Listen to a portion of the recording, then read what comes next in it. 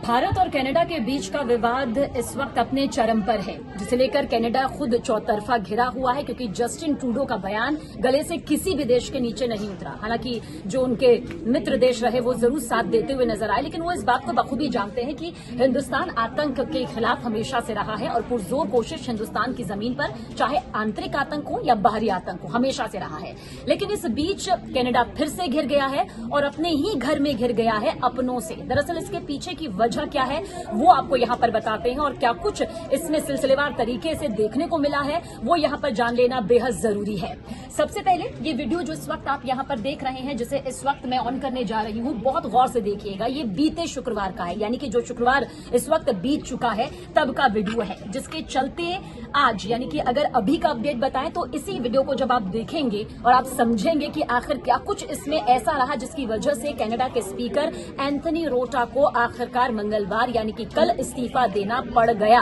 और यानी इसी के साथ कनाडा के प्रधानमंत्री जस्टिन ट्रूडो एक बार फिर से घिर गए हैं कि आखिर क्या कुछ ये विवाद यहाँ पर कनाडा की तरफ से फिर सामने आया है। इस वीडियो को यहाँ पर देखिए। खुशनुमा माहौल आपको पूरी तरह से लग रहा होगा। ये सभी कनाडा के सांसद हैं जो इस वक्त तालियां बजा रहे हैं। वैसे तो ये मुद्दा काफी गरमाया हुआ है, लेकिन बहुत सारे दर्शक होंगे जिन्हें मालूम नहीं होगा कि आखिर क्या कुछ इस वक्त कनाडा की संसद में चल रहा है और ये थम्स अप करते हुए आखिर ये कौन है जिनकी तारीफ यहाँ पर कनाडा के स्पीकर एंथनी रोटा की तरफ से की गई और तालियां सांसदों की तरफ से बजाई गई, तारीफ भी गई। जिस शख्स के लिए यहाँ पर ये तालियां बजी उनका सम्मान भी किया गया। तो सबसे पहले जिस शख्स के लिए यहाँ पर कनाडा के स्पीकर एंथनी रोटा ने ये सम्मान दिया, ये तालियां बजाई, आखिर वो है कौन? इनका नाम है हुंका। दरअसल इनकी उम्र है 98 साल की। इन्हें सम्मानित किया गया एक खास अंदाज में और ये सम्मान देखिए किस तरह से यहाँ पर मिला कनाडा के स्पीकर एंथनी रोटा की तरफ से, जब उन्होंने कहा कि द्वितीय विश्व युद्ध में इन्होंने एक महानायक, एक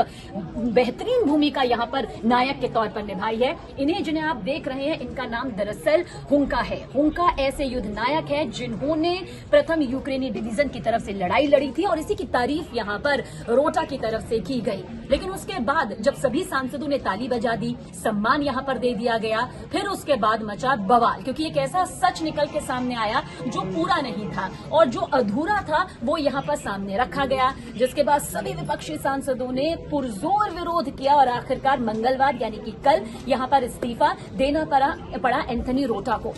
अब ये आखिर देना क्यों पड़ा, यहाँ पर समझना जरूरी है, क्योंकि द्वितीय विश्व युद्ध का जो जिक्र किया जा रहा है उसके नायक के तौर पर इन्हें बताया गया। दरअसल जब ये बात सामने आई कि वो द्वितीय विश्व युद्ध के नायक तो है, लेकिन इस बीच आपको बता दें तालियों के बाद ये भी पता चला कि इस डिवीजन में नाजियों की जो कमान थी उसमें ये लड़ाई लड़ी गई थी। अब आप समझिए, जिस नाजीवाद का जिक्र यहाँ पर किया जाता है, जो कि हिटलर की मुख्य विचारधारा यहाँ पर रही है, यूक्रेन के राष्ट्रपति जेलेंस्की यहाँ पर पहुंचे हुए थे, कनाडा के संसद में भाषण दे रहे थे, अपनी बात रख रहे थे और उसी दौरान ये सब कुछ यहाँ पर बवाल आया जब कनाडा के स्पीकर एंथनी रोटा ने 98 साल के हुंका को यहाँ पर सम्मानित किया और सम्मान को लेकर तालियां भी बजाई गई। जो तस्वीर आपने यहाँ पर देखी, इस्तीफे की तस्वीर भी दिखाएंगे जो कि कल यहाँ सामने आई थी। जब तारीफ यहाँ पर हुंका की गई तो देखिए किस तरह से हुंका यहाँ पर थोड़े भावुक भी नजर आए, थम्स अप भी उनकी तरफ से किया गया। सांसदों को पूरा सच मालूम नहीं था। इस डिवीजन में नाजियों के कमान में ये लड़ाई लड़ी गई थी, जिसके बाद कनाडा के सांसदों ने जमकर यहाँ पर विरोध किया और विरोध के बाद आखिरकार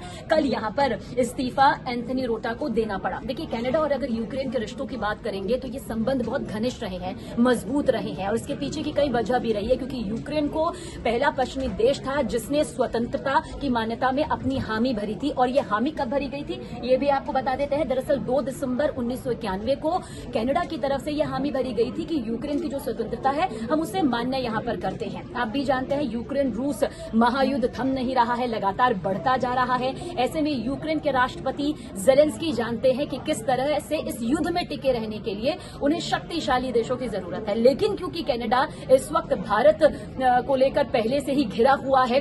भले ही अमेरिका के तरफ से या अमेरिका के प्रवक्ता मार्गरेट की तरफ से जब हमारी बात हुई थी तो उन्होंने कहा कि कनाडा से हमारे अपने रिश्ते हैं, भारत से हमारे अपने रिश्ते हैं, दोनों रिश्तों की एक अलग परिभाषा है और जांच इसको लेकर होनी चाहिए। कनाडा भी जानता है कि इस वक्त उसका एक एक कदम आखिर किस तरह से वो रख रहा है और यही वजह है कि अब जस्टिन ट्रूडो को भी यहाँ पर घेरा जा रहा है और घेरना लाजमी भी यहाँ पर शायद इसलिए हो जाता है क्योंकि जिस तरह से हुंका को यहाँ पर सम्मान दिया गया और उसके बाद सांसदों ने जमकर तालियां बजाई, फिर सच निकलकर नाजीवाद का सामने आया, हिटलर की उस विचारधारा का सामने आया जिसका जर्मनी से कनेक्शन निकलता है। कनाडा और रूस के, कनाडा और यूक्रेन के यहाँ पर अपने संबंध होते हैं, वो मधुर संबंध है। और अगर आप कनाडा की जब जनसंख्या भी यहाँ पर देखेंगे तो आपको बता दें कि 1,66,000 से भी ज्यादा जो है वो शरणार्थी वहां पर इस वक्त मौजूद है, यानी कि यूक्रेन के लोगों को एक बड़ा सपोर्ट जो है वो कनाडा की तरफ से उसकी जमीन पर मिलता रहा है। ऐसे में जेलेंस्की के ही सामने जिस तरह से ये पूरा सम्मान यहाँ पर हुंका को मिला, यारोस्लाव उनका नाम है,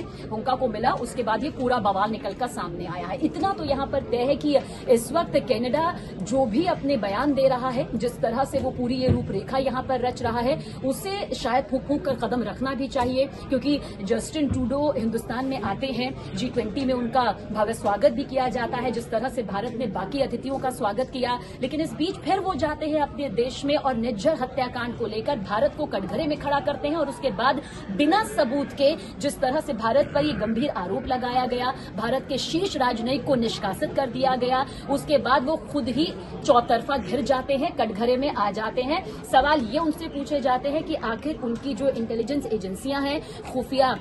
एजेंसियां हैं, वो कर यहाँ पर क्या रही है। और ऐसे में दूसरी तस्वीर, क्योंकि अब उनको यहाँ पर इस्तीफा देना पड़ा है और इस इस्तीफे के बाद से आपको बता दें कि ये पूरा मामला जो है वो इतनी आसानी से ठंडा होता हुआ नजर नहीं आया है। अब आपको दिखाते हैं कनाडा के ये स्पीकर जिन्होंने अपना इस्तीफा मंगलवार यानी कि कल यहाँ पर दिया है और आप देखिए किस तरह से ये जो तस्वीर है ये फिलहाल वो तस्वीर है जब ये यहाँ पर हुंका को सम्मानित किया जा रहा था और सभी सांसद यहाँ पर तालियां बजाते हुए नजर आ रहे थे। अब वो वाली तस्वीर भी यहाँ पर दिखाते हैं जिसमें आपको ये नजर आएगा कि किस तरह से उन्होंने अपना इस्तीफा यहाँ पर दिया है। अब आप समझिए कि कनाडा को अभी फिलहाल जिस तरह से उसने हिंदुस्तान के खिलाफ ये पूरा बयान दिया है, जिस रिश्तों की यहाँ पर बार बार जिक्र की जा रही थी, वो मजबूती के साथ नहीं लौटे। G20 में वो आए और इसके बाद कहा गया कि ये पूरी सोची समझी साजिश वोट बैंक की राजनीति को मजबूत करने के लिए की गई है। तो दोनों तरफ से फिलहाल इस वक्त कनाडा के प्रधानमंत्री जस्टिन ट्रूडो, उनकी सरकार लगातार घिर रही है और ये मुद्दा तो इन दिनों खूब गर्माता हुआ नजर भी आ रहा है।